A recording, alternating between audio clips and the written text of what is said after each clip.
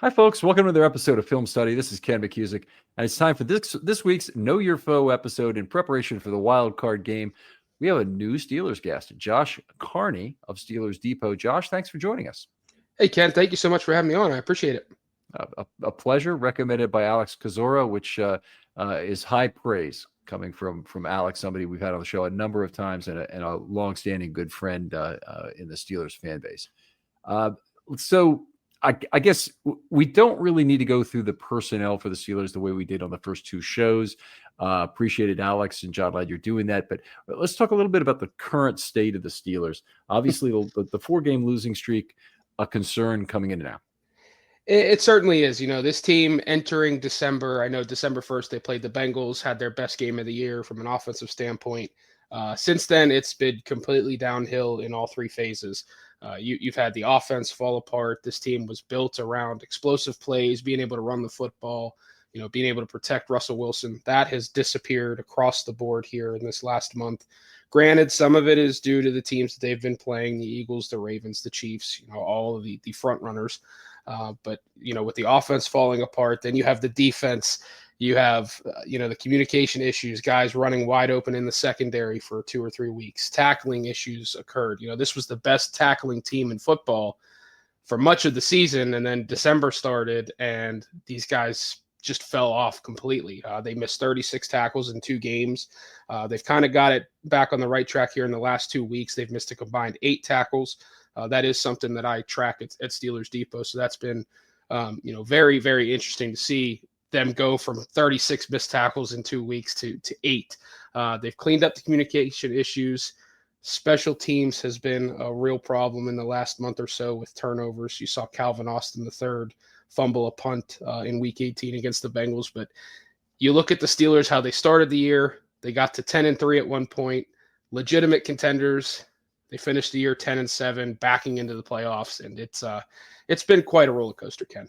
Yeah. Now you mentioned the missed tackles because that has been something early in the year. The Ravens and Steelers were neck and neck as the best tackling teams in football. Whether you go by like a PFF grade, I like the PFF system because it's fairly harsh on missed tackles and it gives you more opportunity to differentiate between teams.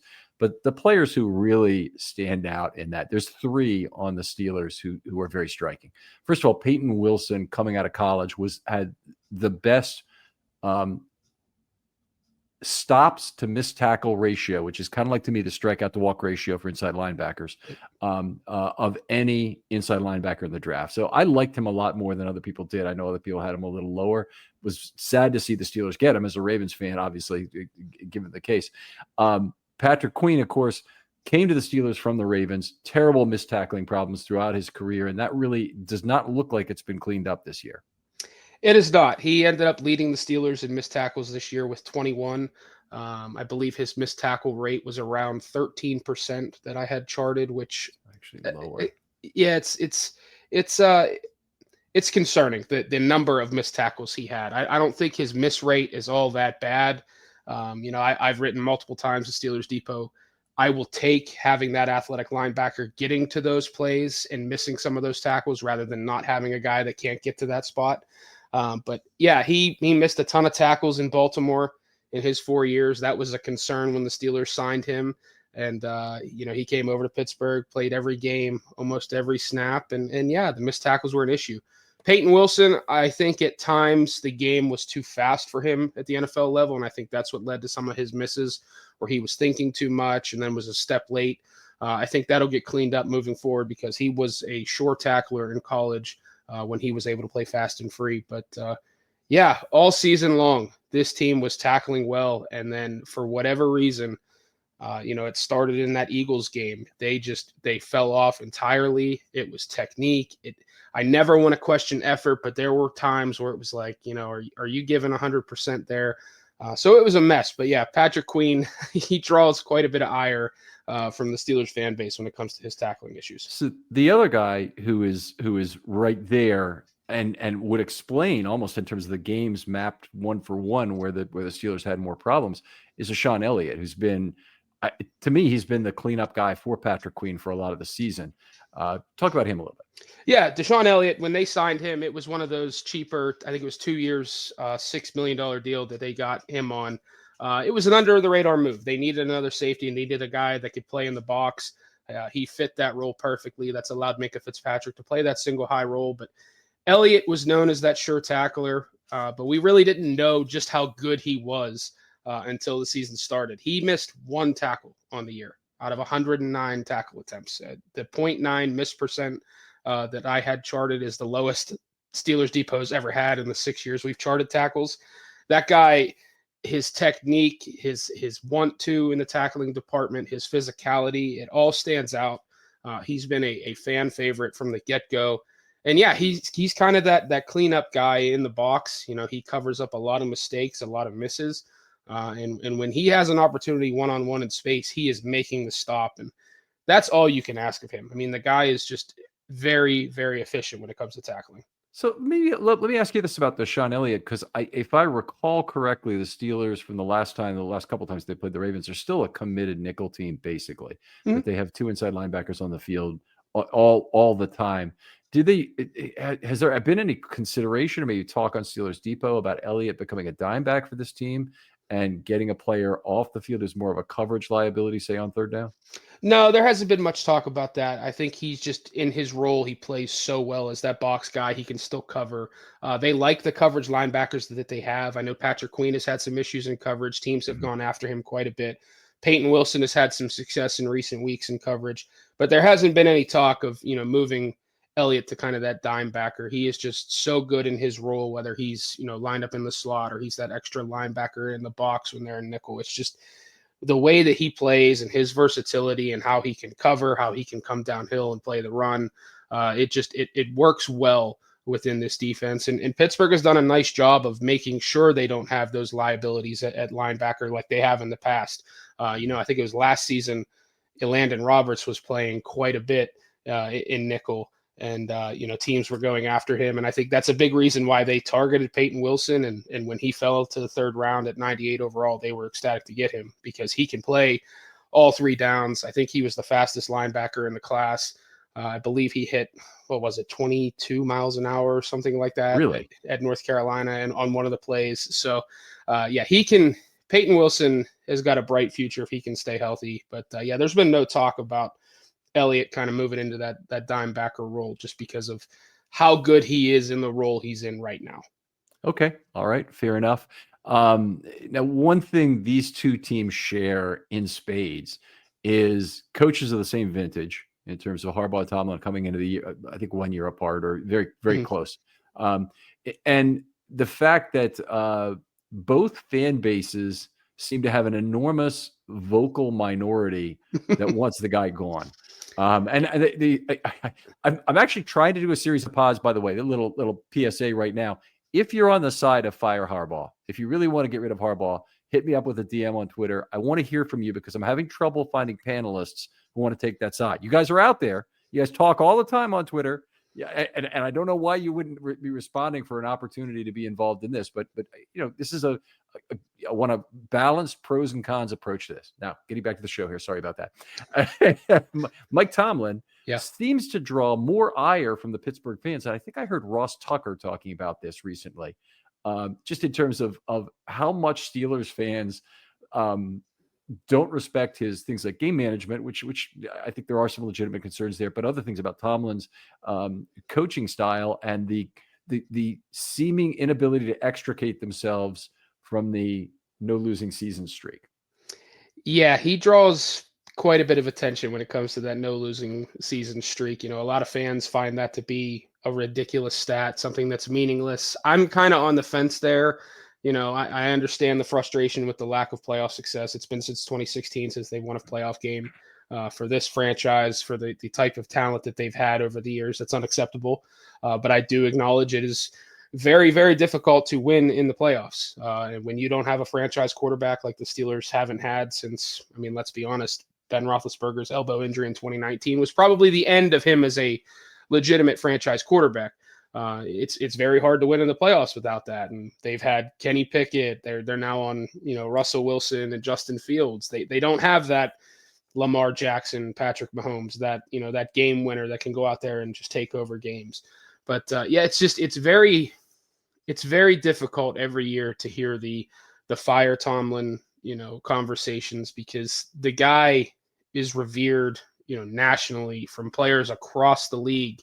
Mhm. At some point, as a fan base, as media members, you have to acknowledge that, like, the players themselves and the people within the game are telling you how this man is viewed, and that has to matter at some point. Yes, his in-game stuff is incredibly frustrating. His inability to manage timeouts well, his struggles with challenges, his general game plan struggles lately. Those are all fair. It's been 18 years here. That can get stale at times, especially when you don't win, like we mentioned. But it is rather puzzling to see it every year. And I think this year alone, they start out 4-2 with Justin Fields. He's getting a lot of praise. He gets some criticism in the game leading up to the New York Jets making the change to Russell Wilson. Then they go on a run and they get to 10-3, and all you hear is Tomlin praise, coach of the year, his best coaching job ever. They lose 4 in a row, sky is falling. It's time for the franchise to completely reset. And I know that's the ebbs and flows of being a fan and a fan base, but it is quite interesting to see that drastic change from how the fan base locally views him and some of the local media to how the national perspective is and how past and current players view him. Right. I think if you ask Steelers or Ravens fans, let's say you could have your way, the people who are the fire, the legendary coach people in either case, you could have your way tomorrow and Tomlin be gone. But here's the downside. He's going to go to the Cleveland Browns. And he's going to be in division. Yeah. And do you really want that? Because a coach like Tomlin or like Harbaugh will have multiple offers. They will immediately set a new top of the market in terms of contract size. And it's just, I think it would be a scary thing to ask for. Now there are things, each coach, I think, has things that have gotten a little bit difficult. I think Tomlin is a particularly awful, cowardly punter. He always leads the league in that particular stat. You got to be frustrated. Any kind of mathematician is by all these 4th and 1 decisions to punt. Very much so. Very much so. the common comment about Harbaugh, one of the really common ones, is that because he doesn't manage either side of the ball in terms of really directing that, and Tomlin, I don't know that he has direct responsibility for it currently, but he certainly is the manager of the defense for the Pittsburgh Steelers. Fair enough, right? Mm-hmm. And that he's less valuable as a head coach somehow because you can't retain half of your organizational game planning because of it. Yeah, I think there's this common misperception that, like, Tomlin calls the defensive plays within games, and that's been a thing that's been pushed locally. And I know that Keith Butler, when he retired, I think it was at the end of the 2022 season, he was on a local radio station and said that, Tomlin calls the plays. Keith Butler was kind of just the figurehead, and that set people off. But you don't see him with a call sheet on the sideline. I mean, I think Tomlin is a genius football mind. There is no chance he has every single defensive play memorized and is just calling it off the top of his head. But yes, I think the challenge is, if you were to move on from him, you would have to change your philosophy defensively, because he's been there since 2007. He's made sure that it stayed a 3-4 defense, where the outside linebackers were the key cogs. They haven't blitzed as much, but I do think if you were to make a change at head coach and move on from Tomlin, you're probably looking at half of your organization needing to be reset from a philosophical standpoint. And that's not just from the coaches and the game planning. That's personnel on the field. That is a lot. And that's not to say that should keep Tomlin as the head coach alone. I think that he has to show the ability to adapt. But what we talked about earlier, if they were to let Tomlin go and he were to land in Cleveland, I think every Steeler fan would be upset, because he would find a way to turn the Cleveland Browns around immediately. Mm-hmm. They would be a consistent, power in the AFC North. The guy gets talent to flock to him. He gets the best out of talent at times. It's I think it was Mike Greenberg on ESPN's Get Up this morning on Wednesday made the case that the Chicago Bears should trade for Mike Tomlin, and a lot of Steeler fans have flooded social media and say, please take him, and it's like, you don't know what you have until it's gone. And I know that 18 years has been stale at times with Tomlin. He hasn't had the playoff success. They have just one championship under him. But I just, it pains me because we're in the same cycle every year, Ken, where it's like, we need to get rid of Tomlin, and then he finds a way to win in the regular season to get into the dance, which ultimately, in my opinion, is most important. Like, you can't compete for a Super Bowl if you're not in the playoffs. But it's the same song and dance when it comes to Tomlin. I'm just stunned, Ken, that there are Ravens fans that want John Harbaugh out. That to me is shocking. Here's the problem. You turn up the microscope magnification from 1x to 5x to 10x, and you find things. Yeah. And Harbaugh had 2 consecutive timeouts called this year. Now, I wish the typical fan could relativize that in importance in a significant way, but the ones who want Harbaugh gone are saying this is just indicative of blah blah blah blah blah, kind of thing. So it really doesn't do anything. Harbaugh has had some difficulty winning challenges, but that's true of all coaches. Yes, nobody has a really great record who has a high volume. You take your chances with what you have. It's usually a risk of a timeout lost versus a chance to get a reversal of a big play, and it's oftentimes that's worth it if your chance to win it is 20 or 25%. So I wouldn't ever fire a coach for that particular thing. The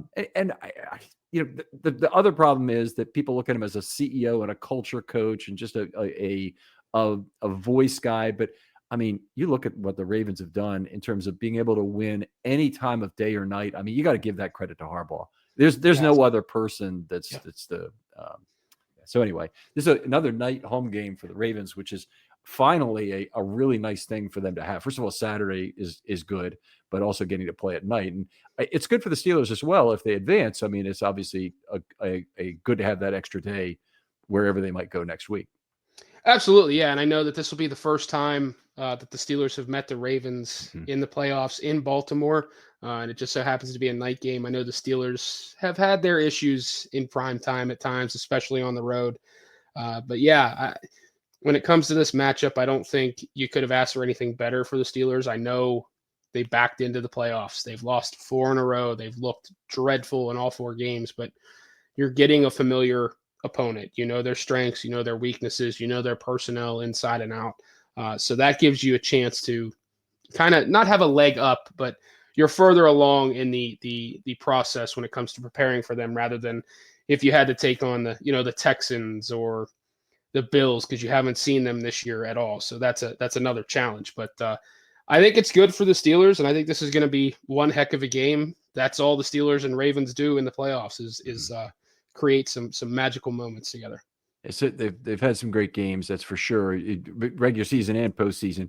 If you go back to the Week 18 loss, though, for the Steelers, was the fan base really excited for the opportunity to go down to Houston and play as opposed to Baltimore? It did seem like a significantly easier matchup given how the Texans have been unraveling recently. Very much so. That was the hope for a lot of fans. And that was the belief that that's what the Steelers were going to do. They were going to find a way to get back on track, beat the Bengals, and they would go down to Houston and take advantage of that matchup with Houston so shorthanded, especially on offense. That was the hope, that was the plan, and then it all fell apart because the Steelers are still stuck in that really poor showing here in this last month. The last thing people wanted was to match up with the Ravens because of Lamar Jackson and Derrick Henry and what the Ravens did in the last matchup against the Steelers. I know that game, at least in my opinion, was a little closer than 34-17 because of the pick six and the fumble inside the 5-yard line from Russell Wilson. But yeah, watching Derrick Henry just gash the Steelers defense over and over and over again, and Lamar Jackson find a way to answer that question about the Steelers, that had a lot of Steelers fans say, don't want to see them. And I wasn't, I wasn't too far off from that thought as well, because I've watched Baltimore all year long. I love watching Lamar Jackson. I think he's absolutely incredible. And, Todd Monken does a really good job scheming things up offensively. And when you add a Hall of Fame running back like Derrick Henry to that offense, good luck. I know that there were concerns about Baltimore's defense, but they have figured it out in the last, month and a half, 2 months here. But yeah, Steeler fans did not want to see the Ravens whatsoever. And it was interesting yesterday on Tuesday that Broderick Jones said, yeah, we wanted to face the Ravens again. We had a bad taste from the last matchup. And, my internal thought was, careful what you wish for there, Broderick, because, this is 3 times now in 9 weeks that you've seen that same team. You beat them in the first matchup, though it was rather ugly and probably shouldn't have won that game. And then the second matchup kind of went like many people were expecting. So 3rd time's the charm here. We'll see what happens. But yeah, Steeler fans are not happy with this matchup whatsoever. All right. I'm going to go ahead and say I don't think Ravens fans are either. And I don't know that they would have been as big a favorite against the Chargers. I think it would have been 7-8 points, maybe similar, maybe as much as it is here. But this familiarity in both cases, the familiarity with the Steelers, I think, is a lot more dangerous for the Ravens given the weather. And that's what I want to get your take on next. Do you think, I know there are reasons why Russell Wilson, you could expect less effectiveness in the weather, but you think net that the Steelers or Ravens gain from the possibility of having a cold and windy game? I think that slight edge would go to the Steelers in a cold, windy game. I think obviously Baltimore, it's built around an explosive offensive attack. I think Lamar has the arm strength to throw in any weather, though. But I think with the way Pittsburgh wants to muddy it up, drag the Ravens down into the mud, I think a cold, windy game with potentially some snow could favor the Steelers slightly. I'm not saying that that's going to be the be-all, end-all in this wild card matchup, but if you get a cold, snowy game, with relatively high winds, I think that bodes well for Pittsburgh because they're going to want to try and run the football, control the clock, really just turn it into a rock fight. And I don't know that Baltimore has figured out how to win those types of rock fights against Pittsburgh because it's going to come down to a couple fourth quarter plays. And historically, since 2020, the Steelers have found a way to make those fourth quarter plays and force the Ravens into some mistakes. But Baltimore also didn't have Derrick Henry in those types of rock fights.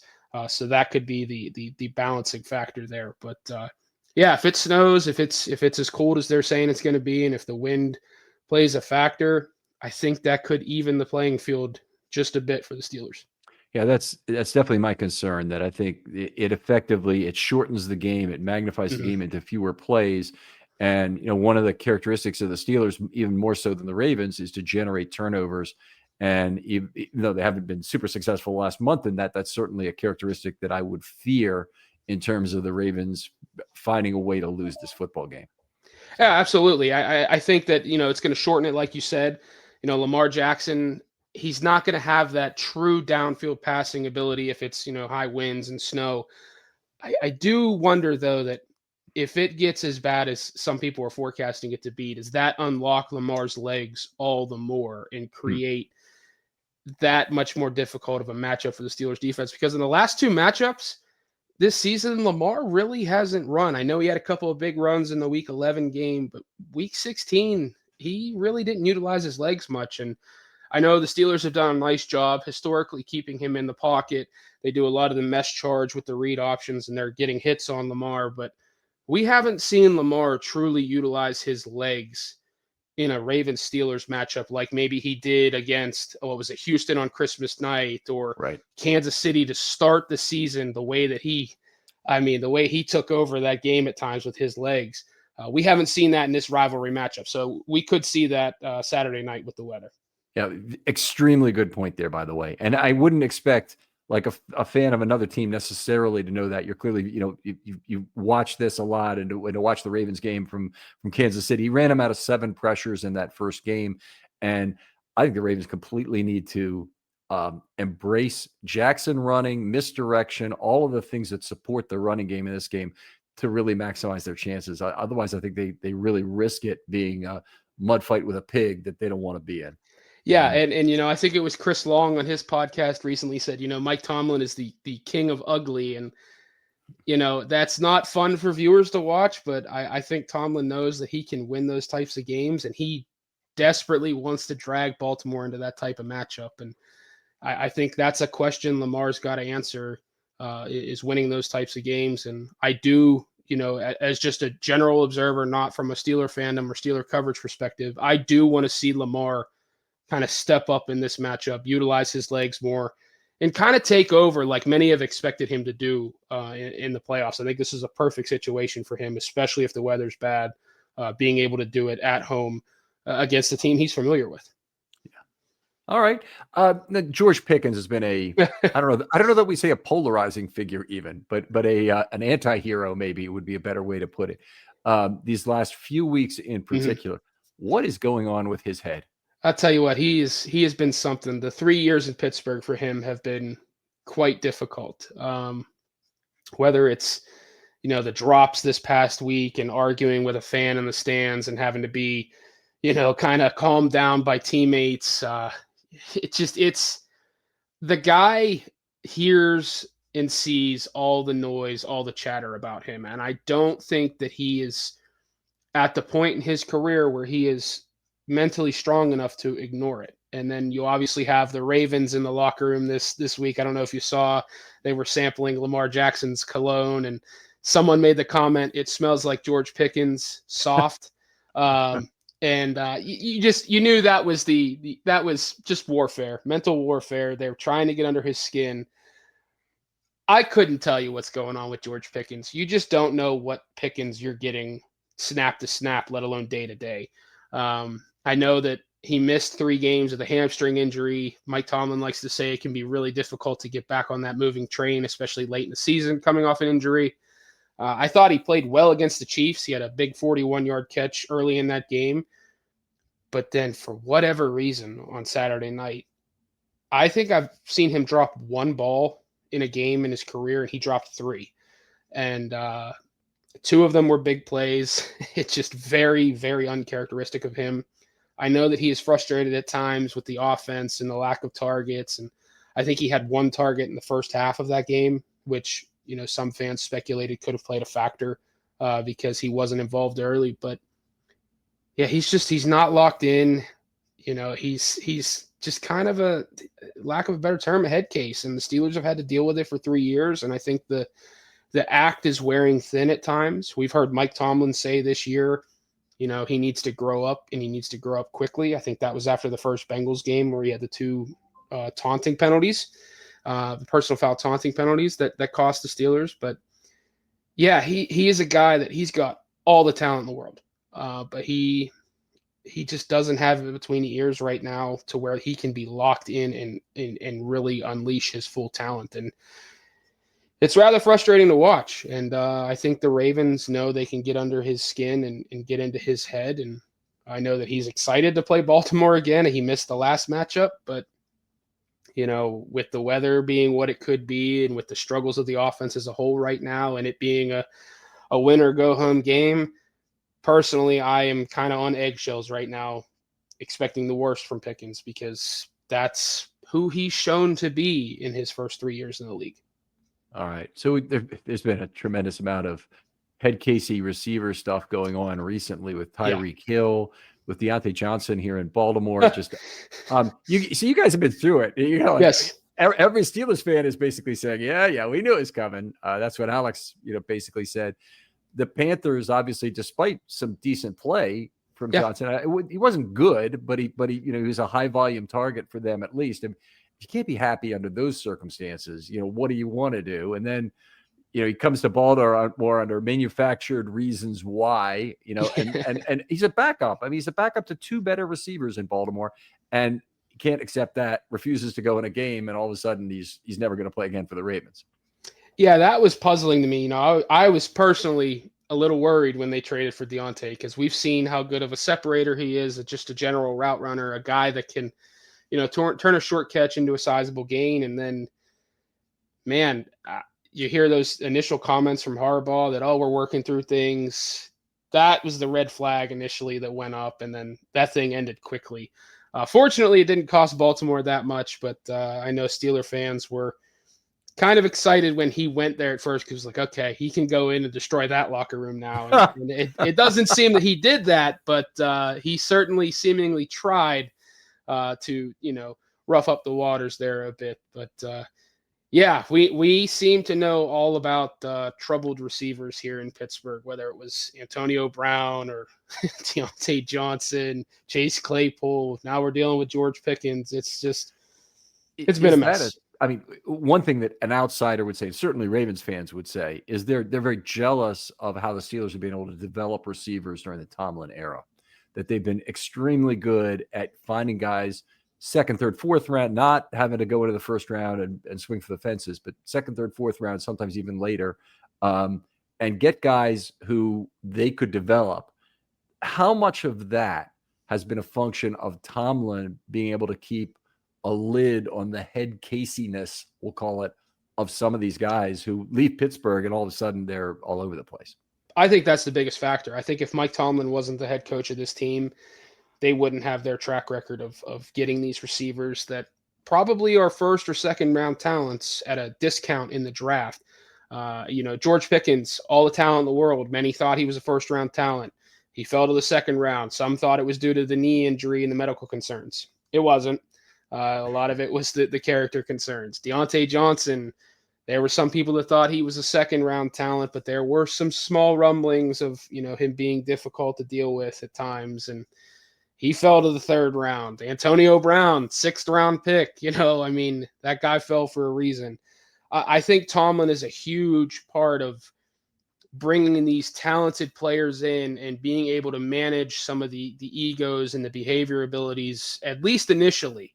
But then once you have some of these guys have the success that they do and generate the notoriety and attention that they do, it can be very, very, very hard to tamp that down and say, hey, let's focus on the team here. Let's stay with each other.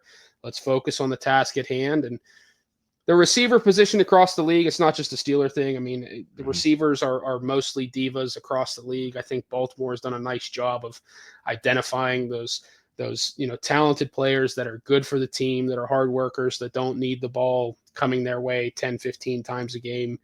I'm very jealous of Rashad Bateman. I thought for a few years he was trending more towards a bust, but that guy works his tail off and he's always in the right place at the right time. Zay Flowers is a guy that's the type of personality you want at receiver, especially in that type of system. But Pittsburgh, I think they've had success going after some of these talented receivers that might have some character concerns. But I think at this point, now that the Pickens thing is starting to come apart, I kind of compare it to, have you seen that gif of the Formula One car racing down the road and the front tires blow off? That's what I kind of, compare the Steelers in the receiver position to at this point, because they're taking these chances. It works for a year or two. They have some success and then it all blows up. They kind of need to get back to that philosophy of, let's find the Hines Ward types, the Juju Smith-Schuster. I know a lot of people will hear that and say, well, Juju was a head case as well. He really wasn't. That guy was a hard worker, blocked his tail off, was a team first player. They need to go after those types again, rather than these guys that have all the talent in the world, but you got to hope you can kind of rein them in at times. And the Steelers have been burned a few times here at the receiver position with that type of philosophy. It seems like there is a strategy that would work there if you truly have the ability to identify talent and the ability to keep it bottled up even for the first contract. Yes. That's really the key point. You have outs at that point. There often will be an opportunity to trade the player, let him go, sign a big contract somewhere else, get a comp pick is kind of the bottom end of what you could end with that. But the Ravens have been very successful trading early draft picks, including Marquise Brown, Orlando Brown, James Hurst, players like that, and disassembling even very successful drafts. And that's one thing the Steelers, Ravens, and the Packers have really had in common over all the years is they've been, by any measure, the three best drafting teams across the entire NFL. I think strategically there's something else to be had there. Okay, I'm going to go off on one more tangent. I think the hardest question to answer as a GM is, where am I not going to spend money? Right. Every name player who becomes available, your fan base is like, why not make it happen? Kind of thing. They don't understand the cap. They don't really want to get into it. They honestly feel a little bit insulted when you tell them you have to understand the cap in order to have a meaningful opinion about it. But that's the case. I mean, you do. Yeah, you have to understand the cap. Yes. And I'm a little bit bothered by that. How prevalent is that in the Steelers fan base, first of all? It's very prevalent, especially in free agency. I know before Omar Khan took over, a lot of the criticism of Kevin Colbert, which, I mean, let's be honest, that guy's going to be in the Hall of Fame, just like Ozzie Newsome will be at some point. Like those two, top of the chain when it came to team builders. Kevin Colbert, it was built through the draft. We're gonna spend money defensively on pass rushers and linebackers. We'll invest in a quarterback. But now you see teams, they just kind of spend freely in free agency, and it's, why can't the Steelers spend that type of money? The receiver market. I know that all offseason, the Steelers were connected to Brandon Ayuk, and he was, reportedly wanting $30 million, and Steeler fans were like, just give him whatever he wants. We need a wide receiver in here. And it's like, you can't do that, because then what happens down the line? You're paying a receiver $30 million. You still don't have an answer at quarterback. You're still trying to build up your offensive line. You've got issues in the secondary. Spending a certain amount of money on a certain position in team building isn't the smartest, whether it's running back or receiver or, whatever it may be, inside linebacker in today's NFL. Yep. Though I think the Ravens and Steelers could argue that that's still a very important position. It's very prominent, though. It's very prevalent in Pittsburgh because you have fans that see players and talent level and say, oh, it doesn't matter. Just get them. The cap isn't real. And it's like, it is real. It is real.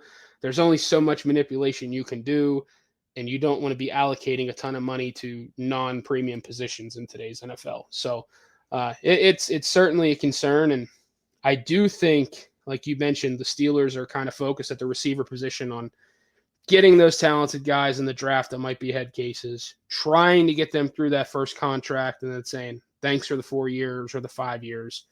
We'll see you on down the road. That's kind of what happened with Juju Smith-Schuster. That was more due to injuries. They traded Chase Claypool for a second round pick that turned into the first pick of the second round to Chicago. That was a heist. I honestly think they'll end up trading George Pickens this offseason because he's a talented guy. They've got a lot of questions on offense. It might just be time for a reset there. What's his value right now, if you had to guess? I would guess a second or a third round pick. I know that I've had some fans try to suggest to me that due to his talent, they'd get a first. That's crazy. No team. If a team offers you a first, yes, obviously you take it, regardless of who it is. But if there's a GM out there that offers a first round pick for George Pickens, I feel very bad for that GM because he's going to be out of a job soon. But yeah, I'd probably lean late second, early third at this point. But I do think the Steelers, this is just me speculating, I do think the Steelers would take a fourth rounder for him this offseason if it came to that, because they're not going to extend him. I don't think they're going to extend him. And if you don't extend him this offseason when he's eligible, he's going into a contract year. That could lead to a hold in, hold out, whatever you want it to be. Could be even more headaches throughout the season because he might not be getting the targets and putting up the numbers he wants to heading into a contract year. So it's just, it's tough. It's very hard for some fans to understand the actual salary cap and how teams build. Again, like I said, they just see talent and say, I'll spend the money and figure it out later. And it can't be that way. And I really do appreciate how the Ravens have built their team over the years. And it's similar to the Steelers in the fact that they draft well. They try to retain the right guys to build around. And they're aggressive when they need to be in the draft, and they'll trade down when they need to be as well. Yeah. All right. Great stuff, Josh. Let's look at, I'll tell you what, I think we're going to skip the offensive line since the group is generally healthy. I think we know who the players are right now. James Daniels, obviously a big loss for this team early in the season. But maybe pick a player on each side of the ball you think matches up well against the Ravens for what the conditions may be like on Sunday. Well, I think Pat Freiermuth, matches up well against the Ravens. the problem is the Steelers tend to not utilize him all that much in the passing game. I do think that, for as good as Roquan Smith is, I think he can be had at times in coverage, especially this season.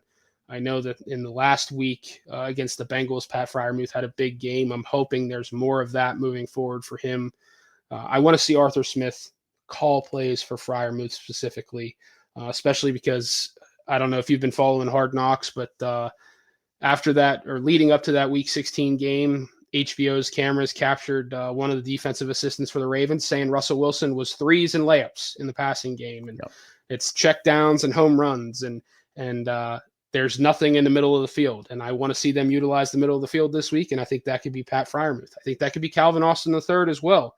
I think he's a guy that's certainly stepped up and made a lot of plays this year. But Pat Freiermuth is the guy on offense that I have circled. Defensively, it's tough. I think I lean at this point Alex Highsmith. I know TJ Watt gets a ton of attention. Roger Rosengarten has been really good this year. He's performed well against Watt. I know the Ravens have given him some help against Watt at times too, which that's the smart thing to do. It's not a knock on Rosengarten. Even the best right tackle in football, Lane Johnson, got help against TJ Watt in the Steelers-Eagles game. But when it comes to Alex Highsmith, he's usually getting one-on-one matchups. I know in the last matchup, he had a lot of success against Ronnie Stanley. He had a forced fumble early in the game that the Steelers weren't able to recover. Stanley actually recovered. But that's the guy that going into this game, if the conditions are going to be the way that they are, and maybe the passing game is limited, you're going to need one of these big horses on the outside to win from a pass rush perspective. And I think Alex Highsmith has the best chance to do that. And he's also an incredibly underrated run defender as well.